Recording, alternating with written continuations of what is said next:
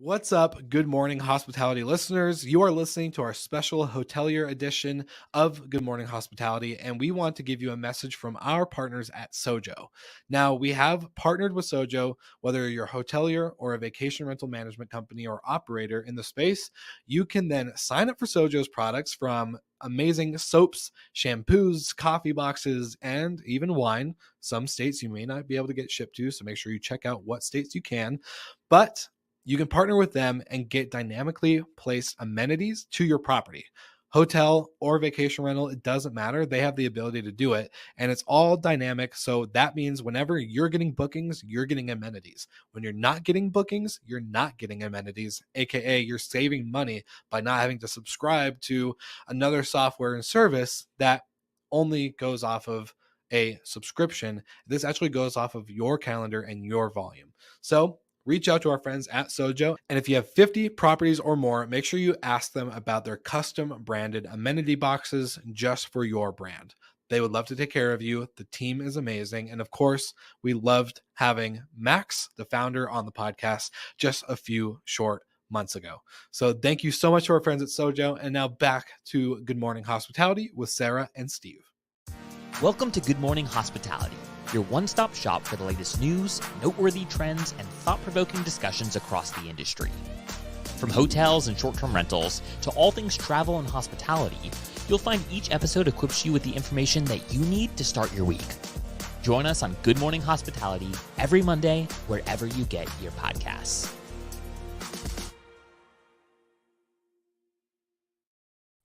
I'm dancing over here because I'm into our intro video. I know. I guess we pumped up every time. Good morning, everybody. Good morning, everyone. Today is going to be a really exciting episode. I don't know about you, but Steve, but like I am a big fan of numbers, analytics, data. I've been a fan of that for many, many years. And I know that today's conversation is going to be great. We actually have a guest on today, which will be cool. But before we introduce him and talk about that, definitely want to do a little bit of a roll call. So if anybody happens to be joining us live, well, for those that are joining us live, please let us know where you are joining in from. Yeah, and if you're listening to this on the repeat, make sure to join us live next time because we love knowing where everyone's listening from. So let's see. Let's put a bet on who's furthest away. Let's see what country is furthest away from us. So let us know where you're at. We're already seeing Denver, Colorado. That's a little too close. That's in between both of us from Miami and LA. You're like, that's a little too close. Oh my gosh. No judgment here. Yeah, no, it's and that's going to be a little bit of a challenge too, because we got East Coast, West Coast. Not a rivalry, by the way. We are totally working together on this. Oh, middle seat on a United flight. Wow, that is fun. That's good times. Nashville. Hello. I'm actually going to be in Nashville in like maybe 5 weeks. Austin. I'm actually going to be in Austin in 3 weeks. By the way, when we are like, we got friends in every city now. I love this. We do. We're going to see everybody. Newport Beach, Sarah. That's awesome. So awesome. Yeah, I love seeing this. And Sarah, I got to say, I miss talking to you. We have to talk more than just once a week because we only talk once a week and then we meet backstage for some coffee and then we come out and talk to you all. But I'm excited for today. We have our first guest, hopefully the first of many. Hopefully we don't scare them off after this. Oh, goodness, stop it. But I love being able to do this with you all every single week. So we appreciate the support. It makes it a lot of fun for us. It does. It definitely makes it a lot of fun. So for those that have seen today, we're basically going to be doing a deep dive into hospitality analytics with Jan Freitag. And he's got a really great background. Steve, do you want to go ahead and do? Yeah, absolutely. Let's talk about Mr. Jan Freitag is the National Director of Hospitality Analytics for the CoStar Group. So he's a big deal. He is a sought after speaker. And he has been featured in the Wall Street Journal, New York Times, Associated Press, Bloomberg, Forbes, and many more. But he really has his thumb on the heartbeat of what's going on in hospitality. And I think if you got questions that you would love to hear about how certain cities are doing, what big trends are, leave them here in the comments. And if you're listening to this on the playback, make sure to connect with Jan because he always shares a lot of great comments online. So I think without further ado, should we bring on Jan and get some questions answered? A little intro video for him, and then we'll bring him on.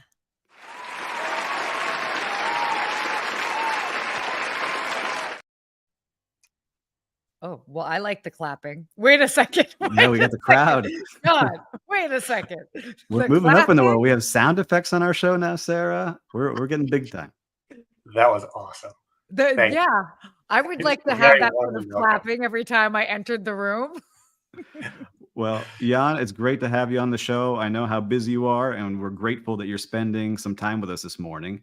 And, if you could share with us, what are you seeing kind of the big overview in travel? Maybe we can start with the United States. How are we seeing things in hotels? Thank you, first of all, for having me. I really appreciate the opportunity to be with you and share a little bit of data and hopefully have a lively Q&A. I saw Nashville's representing. That's where actually I'm based as well. So very nice. Let's have a coffee. The state of the industry right now is super interesting because depending on who you talk to, you get very different answers. So I gave a presentation, I don't know, like 2 weeks ago or so, and I was trying to sort of come up with a combining overarching theme for the state of the industry. And I don't know, have you seen Barbie, the movie? I've seen Barbie the movie. Yes. And have you seen Oppenheimer? I did not see yet. Oppenheimer, but I do remember what was going on, in the everyone's like, "Oh, are you going to do Barbie? Are you going to do Oppenheimer?" And obviously, starkly very different. Right, and there were all these memes, right, going around about combining Barbie and Oppenheimer into this Barbenheimer. So it's like happy-go-lucky, everything's fine, and destroy all worlds, everything is coming to an end. And that's a little bit the state of the industry right now. So like my theme for the presentation was Barbenheimer, because you can sort of pull out a bunch of really great data points, right? Leisure travel, certainly very, very healthy. Corporate transit demand slowly creeping back. Group demand, pretty good. New supply, not an issue. Or, oh, wow, the CoStar house call is for a recession and consumer spending may be teetering because credit card debt is going up. International travel, nowhere near where it should be. Airline prices super high. Will that impact how people are traveling going forward? Downtown markets like San Francisco, like Portland, like Seattle, still struggling. So you pick, I guess. Well, I would say I would like to see where is the Barbies cities of the world. Where's everything nice and happy? And the Mojo Dojo, Ken House. Where's everything going well? So the standard answer used to be Miami. But there is this theme going around, and my colleague from STR, Isaac Palazzo, and I have explored this a little bit in writing in our podcast, this term of normalization, right? So that what comes up must come down, and also what did poorly is now doing better. Yeah. So the winners of the pandemic, clearly Miami, Tampa, Vegas, and those are sort of normalizing, right? So the Tampa RevPAR in August was up 1.4%, which is really, really low, right? But on the other side, you see, for example, Houston, Las Vegas, LA, New Orleans market that didn't do so well. They're coming back now. Unfortunately, San Francisco is still sort of struggling. But in general, downtown areas like New York have certainly come back. And then on the other side, you have these beach leisure destinations that had seen tremendous run-up in demand and in room rates, certainly. Those are coming a little bit down to earth. What I mean by that is that the growth rates are slowing. Yeah. I don't think anybody's saying room rates are declining. Yeah. They may be year over year sort of flattening out. But keep in mind that, for example, for luxury hotels, we're still 30% higher than we were in 2019. So year over year, maybe flattening, softening, but compared to 19, life on the room rate side is pretty good. Yeah, that's crazy. I mean, that's a significant jump.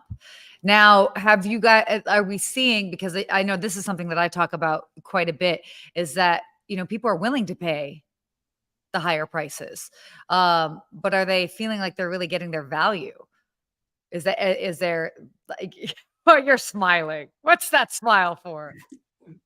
That is an ongoing conversation. Yeah. When I talk to owners and operators who run super high-end, luxury type properties, you say, wow, You used to charge $800 a room, and now you're charging $1,800 for the same room that is 4 years older. Uh-huh. How does that jive? And part of the argument is that for the 1%ers, or somebody called them the basis point, like the very high end of the income level. Basis point. I don't want to say they don't care, but they're, maybe a little bit more price agnostic, and they just want the experience. And if you provide the location specifically with the service, then that the pricing conversation is not really part of the initial, do I want to do this trip? It's about, do I want to be there? Can I bring my family together?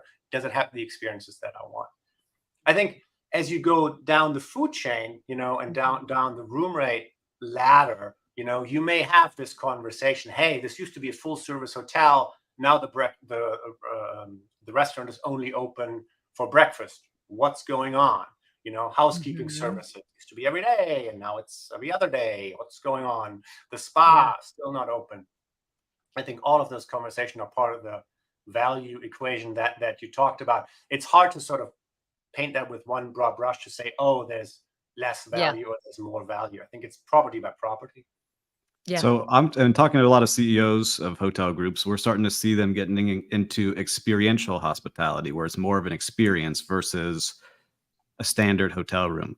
Are you seeing any data on that people are willing to pay for those experiences, whether it's glamping or ultra luxe in remote areas or things that are tied around experiences? Are you seeing that pop up, or is that not something on the radar right now? Yeah, I think if you had wide open spaces, just lots of outdoor space, be it in the middle of Utah or be it just in, drive to 2 hours, 3 hours away from a major metro area with lots of land, you did really well in 21, 22. And people are trying to build on top of that. So I think that's always going to be a thing, especially, you hear the COVID numbers are coming back up, right? Yeah. And we also hear group travel is coming back. And if you have people who wanted to get together, but you also want to say, hey, maybe we can do something outside, I think properties that have outdoor space, have more of the experience. I think that is absolutely something. We don't track glamping, but it's absolutely on people's radars just because the cost of entry is so much cheaper, right? You can, if you have a hotel that costs $100,000 a key, it's not great. It's going to be fine. But if you have a tent that costs $100,000, that is, wow, that's going to be spectacular. And so then therefore you can really upcharge on that. I think a lot of glamping or tent or alternative accommodation providers are really looking into that. Yeah, and it was interesting because I saw Amman is doing it at Amangiri, and they're getting higher rates for their tents than the rooms that they spent millions of dollars on. So it's interesting to see. Have you seen the tent? Yeah, this is $1 million tent, but it is a tent. Have you seen the tent? Beautiful, right? But as what I like looking at those things. And I have one other question, Sarah. I'm taking over please, a little please, bit, please. but I had a question for you, Jan. So we have a lot of people who are developers and investors that are listening to the show. And if they could ask you the question of like, look, I want to open something somewhere, what is the top market that you're seeing that they could get into at the right numbers and be able to drive the right ADR to be successful? Nashville, of course. Hometown of Nashville. I just wrote a little article about this because I heard this conversation at industry conferences, normally at the cocktail hour. So I wasn't really sure if there was something to it, but this idea of a blue city in a red state. So interesting. This idea of like having a state that is on the headline business friendly with a city that attracts a very diverse workforce. And then you go down the list, and Nashville's on the list, but like Austin, and other markets like that, where you're like, oh, interesting. They've really seen supply increase much more quicker than a red city in a red state. Now, the caveat to that is that the population counts are very, very different in those two sample sets. So yeah, you would argue larger cities attract more development. But I just thought it was an interesting thought exercise, because people had talked to me about that before, that they found that really, really attractive. Another market that comes up all the time is Salt Lake. Oh wow, Salt Lake, certainly. Just markets that have obviously a strong business center and a strong group center, but then also lots of leisure attractiveness. Mm-hmm. All right, so we've got the cities there. So Salt Lake is your number one city. Is that the headline to invest in a hotel property? I can't give investment advice, but it's a lovely city to visit. You always the fine print. Of course, I don't blame you for that. We actually did have a couple questions come in. So let's see. Oh, yeah, perfect. So great. So we got Josiah here that said, what's the biggest opportunities for hospitality leaders to create demand in the markets that they operate in now? So I talked to a bunch of general managers over the last couple of weeks and to a bunch of meeting planners, and I am surprised / shocked at the lack of lead time for group bookings. The group booking window has been completely crushed, and we used to say, Interesting. "Wow, this is really short. It's in the quarter, for the quarter." I've heard people talk about in the month, for the month. What? Like, you're right. And I was like, wait, how do you even logistically do that and get people on a plane? I can't even get that many people over at my house for a dinner. I'm kidding. Well, you can't force them. Your CEO could force them. This is true. I mean, maybe you should force them. The argument here is that because we are not in the office all the time anymore, like we used to be in 2017, 18, 19, but a head of HR and a CEO still want to build culture. We need to get people together, and what better way to do that than in a hotel in a nice location? Hey, everybody, Wednesday night, let's all go to, I don't know, Austin, Orlando, have a nice dinner, Thursday morning team building, Thursday afternoon training, and everybody leaves again. So these are meetings that arguably didn't exist in 2018 or 19. It's a different They're smaller and much shorter. Yeah. But the volume of those is a lot higher. So I think if you're trying to attract more demand or different demand, maybe go to those corporate clients that you have and say, hey, I know that you are booking meetings to build culture and I'm here to serve, so that might be one way to think about it. The other thing is, I think drive to leisure destination is certainly coming back. Oil prices, gas prices notwithstanding. We've done studies, JP Morgan has done studies. There's very, very low or almost no relationship between gas prices and drive to demand. So, just lean into those people who can get to you easily. Well, that's another question. Keep going. Sorry, go ahead, Sarah. Go. No, I was just gonna say that's interesting because obviously, even with like prices around flights, I mean, those have gone up so significantly. And that it's like, even with however much the difference is in pricing regarding gas, it's like, it's still cheaper than 3, 4, 5 plane tickets if you're traveling with a family. And so they're like, no, we're definitely going to be doing, we're driving this year. So that is fascinating because obviously that did have a far bigger impact before, but now it's almost like such a difference compared to hotel airline prices that people are just opting for that. Yeah, the argument I always make is like, look, gas goes theoretically from $4 to $5, like it's $1 more. You get 20 gallons in your car, it's $20. You get 20 miles to the gallon, it's 400 miles. Your mother-in-law lives, 350 miles away. Are you really not going to see your mother-in-law because of $20? It's like, no, you're going to get the zone. You're going to do that trip. You're going to go to Disney. You're going to go to the theme park with your kids. The gas price, the sticker shock is, sure. You're like, oh my God, it's up.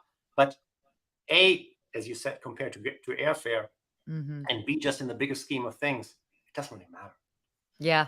Yeah. I mean, prices for everything are going up. Steve, what were you going to ask? Were you going to pull up another question here? Yeah, I was going to ask another question, but I have my own now. Now that I saw Will's, but we'll do Will's. Is there data around the property type brands that are seeing consistent growth in RevPAR? Good question. Yes, there is. But if I talk about it, I get fired. Okay. So we won't mention the exact brands. I was about to say, I was like, yes, there is. Can we say that the brands are more in the 5-star, 3-star range? Or maybe not brands, but categories. So another question. Yeah. We've seen, obviously, on the luxury side, really strong rate growth. back to your earlier question, who's that customer in 2021 and 2022? They theoretically could have gone anywhere, but they said, no, let's just stay put. Miami Beach, Colorado, the Keys. Now, 2023, everybody went to Europe. Did you go to Europe? It seemed like all my friends did. Everyone was in Italy and Greece that I was on my social media. You look at your Instagram feed. No, everybody went to Europe this summer. This was the summer of going to Europe. Yeah. And I mean, we were seeing that. I mean, even destinations like Mexico, for example, where everybody was going to Mexico, certainly in the middle of the pandemic, it was close, or at least it was something international, etc. And now, or beach destinations within the United States, everybody was like, okay, we've been there, we've done that. Let's go back to Europe. This was 100% the summer of European travel. Yeah. And so luxury hotel chains were able to drive rate in the last couple of years. That room rate growth has moderated a little bit. Leni Olberg from Marriott made this super interesting comment on the latest Marriott earnings call. That she said that they saw on the luxury room rate side, room rates are slowing, but she said it's not discounting, it's mix shift. And the way she explained it is that we used to sell these resort room rates at very high rates, but now we're selling fewer of those, but we're selling more urban luxury properties. And obviously that room rate is a little bit lower. So we're not discounting, we're just getting a slightly different mix. And that then drives the ADR growth down. I said, oh, this is really interesting. Can I replicate this on the national level? And you absolutely can. So so you and I are still going to pay super high rates on the resort side. But the ADR on the luxury side looks like it's declining because we're getting the corporate transient traveler back into the mix. Yep, and I can see it just boots on the ground here in Miami. I see that happening. We have groups coming back, but the occupancy is definitely staying there, but the rates have come down. So all the general managers saying we're still getting demand. It's just not at that ultra high rate that we're seeing like we saw the last 2 years. So it's interesting to see what you're seeing globally. I get to see daily down here. And then what were you going to say? No, it's just, and that's obviously you pay out of your own pocket and you want to treat your spouse or your family. It's a slightly different purchase decision, even for the same hotel. Then, hey, I'm working for CoStar. I book it through Concur. The rate is the rate is the rate, and that's what it is. And that's often, discounted or pre-negotiated. So it was interesting because Josiah actually wrote in, he was like, Europe was providing, but he was arguing that Europe's providing better value where 5-star hotels, let's just say averaging for let's say $350 a night versus for what we are getting in the United States for $350 a night. And there is that difference. And I also feel like that a lot of that's also impacting why are international travelers coming to the United States? We haven't seen the numbers go back to where they were from 2019. What are we kind of seeing behind that? What's holding international travelers from coming back to the United States in the same numbers that they were before?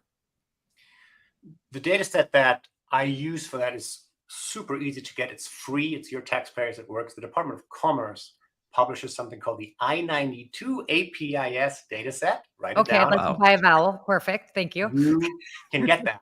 And what it is, it's just the airlines by law have to tell the US government who's coming and who's flying out, like how many Americans are going out and how many non-Americans are coming in, and vice versa. And they track it by month and they make it available very, very quickly after the fact. So the August data is already out, which for government data is like, wow, that's pretty cool.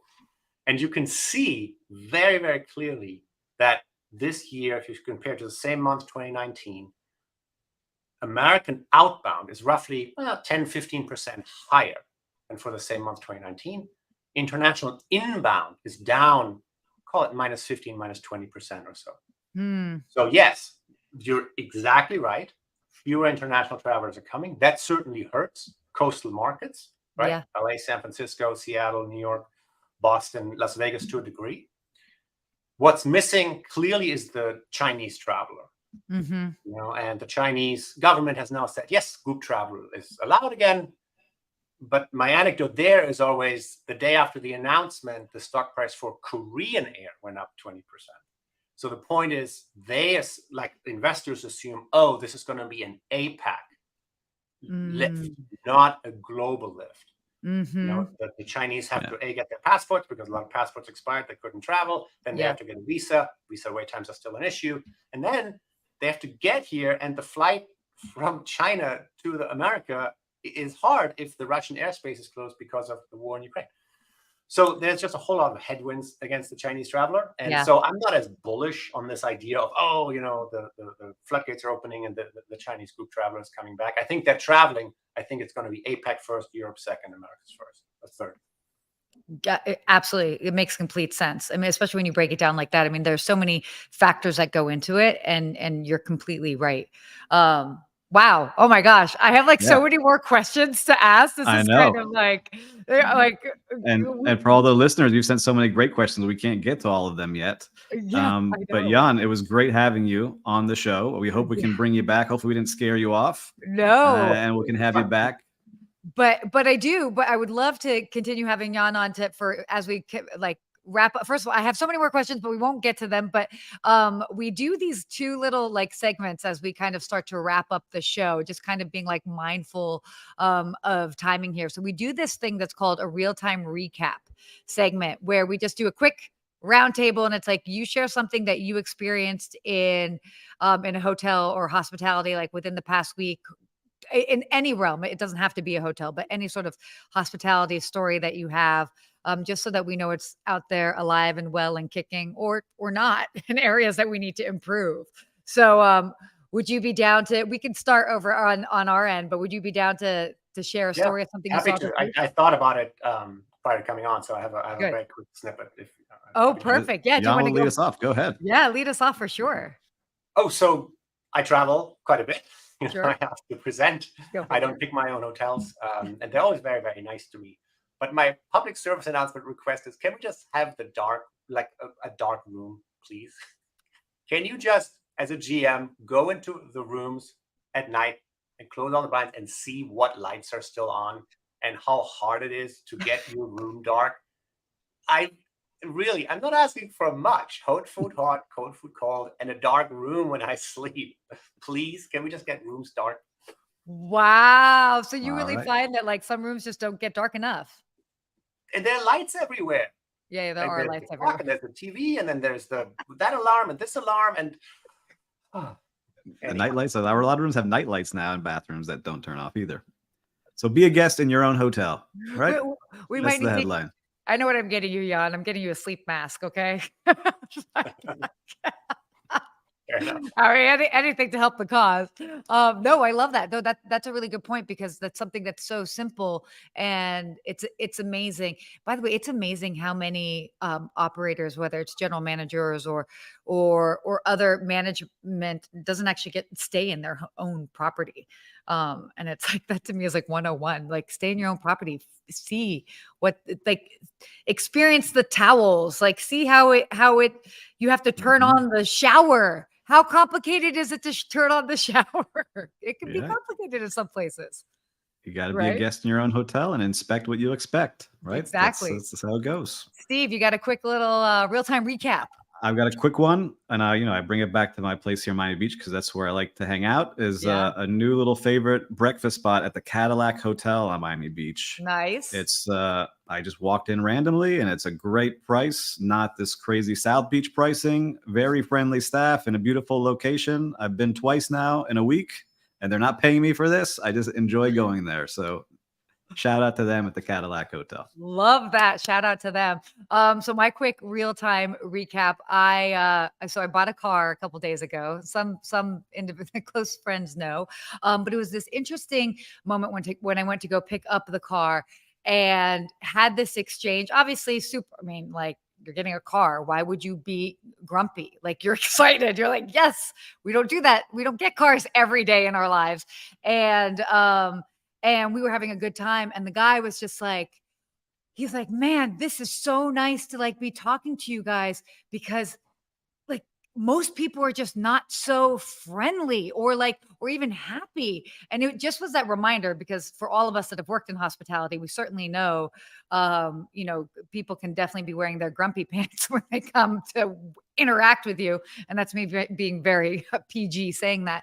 But it was just this reminder that he was just like, thank you guys for just like having fun. And it's something so simple that we have to remember for those of us that are traveling places. We also are part of the hospitality equation as the guest. It is a two-way street. So just that reminder that it's like, yes, you could be, you might be working and you're being bombarded with multiple personalities and emotions all day long. But when you are traveling, to just, lead with some excitement or be positive, even if you are tired, because it can change the whole interaction. So I don't know. I'm always that's well said. See, we well said. And that's why we got to get our guest rating system in place from last episode. Yes, we do. The guests. Yes, we do. Jan, are you up for that? Do you like that idea where guests end up being rated, kind of like what they do on other platforms? Yeah, but sure. Like, I'm not the offender, so that sounds great. Yeah. I would be like, this guest keeps complaining about not enough dark room. 1 star. Oh yeah, that's right. I am the offender. Yeah, exactly.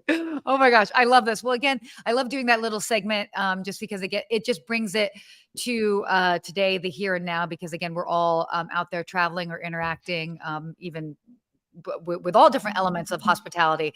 So we'll just, as we kind of wrap up, we also end off with a quote here. So the quote that we've got for today is: the key to set realistic customer expectations, it's not to then just meet them, but to exceed them, preferably in unexpected and helpful ways. And Sir Richard Branson said this, and I love this. It's so simple. We know it. For all of us that have worked in hospitality, we know it's all about exceeding expectations, but it's exceeding expectations really in helpful, and as we've mentioned on other shows, thoughtful ways. So I think that's a nice sort of positive way to wrap it up. But thank you, Jan. This has been such a wonderful conversation. You were invited back anytime, because I know that we can all like totally dive into all of these stats and data, because I mean, it's what we're seeing. And even if we don't know what we're seeing, it's nice to kind of have these numbers and understand where the trends are going, to see where we stand and like what we can expect moving forward. So you will be back. I'm telling you that. So much for having me. I appreciate it. Thank you. Awesome. Well, we'll definitely be sure to have all of Jan's details in the show notes so that you can connect with him, stalk him with all of your questions. I'm just putting that out there, inviting people to do that. But hit me up on LinkedIn. I'm pretty prolific on LinkedIn, so that's probably the easiest way to get in touch with me. So just ping me there. Perfect. Great. So definitely be sure to connect with him on LinkedIn. But again, thanks to everybody who has tuned in for sharing your questions in real time. But if you have questions or topics that you'd like to cover in the future, please let us know. We are always, we want to be able to talk about things that you find interesting as well too, that not only we find interesting, but you do. Also, we have a very new thing called the GMC Report. Steve, you want to quickly tell all of our viewers about that? Yeah, absolutely. This is a great tool. The GMC Report is a dynamic report to showcase the hospitality businesses that have received venture capital or private equity funding, along with the company acquisitions. So make sure to sign up and get emailed report from hospitality entrepreneurs and investors. So a great report that the team here has put together with all the investments that are going on in our space. So make sure to sign up. Exactly. That's going to be at goodmorninghospitality.com/ the GMC Report. We'll make sure to share that link in here as well too. And if you love the show, which you probably did, be sure to subscribe to us on Apple Podcasts, Spotify, wherever you listen to your favorite podcasts. So thanks so much, everyone. And we look forward to seeing you next week. And Jan, you are coming back again and again. Looking forward to it. Thanks you, guys. Thank you.